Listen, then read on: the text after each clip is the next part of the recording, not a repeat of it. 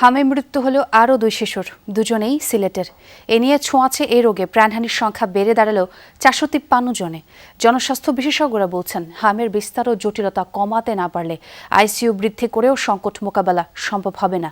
রোগ প্রতিরোধে গুরুত্বারোপ করে সরকারকে কর্মসূচি গ্রহণের পরামর্শ তাদের। দেশের প্রতিটি জেলায় ছড়িয়ে পড়েছে হাম।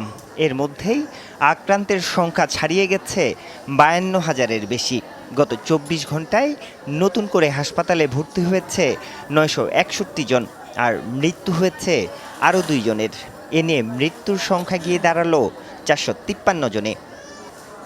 এমন পরিস্থিতিতে ডিআরইউতে আয়োজিত এক সংবাদ সম্মেলনে হামের বিস্তার রোধ এবং সুচিকিৎসা নিশ্চিতের উপর জোর দিয়েছেন জনস্বাস্থ্য বিশেষজ্ঞরা। অন্যথায় আইসিইউর সংখ্যা বৃদ্ধি করলেও সংকট মোকাবেলা সম্ভব হবে না বলছেন তারা। ব্যক্তিরা বলছেন সব ঠিক আছে, সবকিছু নিয়ন্ত্রণে, কেন জরুরি অবস্থা জারি করবো? আমাদের আইসিইউ যথেষ্ট আছে, তাহলে আমরা কেন দেখছি শিশুরা এখনো মারা যাচ্ছে?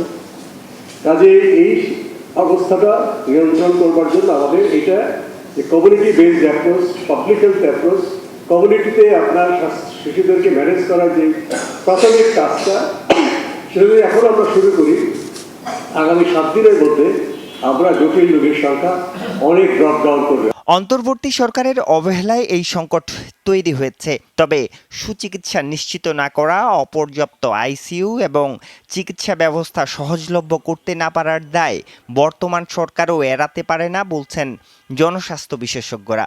এই স্বাস্থ্যগত জরুরি অবস্থা ঘোষণা না করার মধ্য দিয়ে এদেশের জনসাধারণের স্বাস্থ্য অধিকারের, যার মধ্যে একটি হচ্ছে তার হাম হয়েছে কিনা এই পরীক্ষাটি নিশ্চিত করার ব্যাপারটির থেকে মানুষকে ডিপ্রাইভ বা বঞ্চিত করা হয়েছে। এদিকে বিকেলে দ্য ডেইলি স্টারের কনফারেন্স রুমে হামের প্রাদুর্ভাব ও শিশুর স্বাস্থ্য অধিকার নিয়ে এক সেমিনারের আয়োজন করে বাংলাদেশ চাইল্ড প্রোটেকশন ইনিশিয়েটিভ।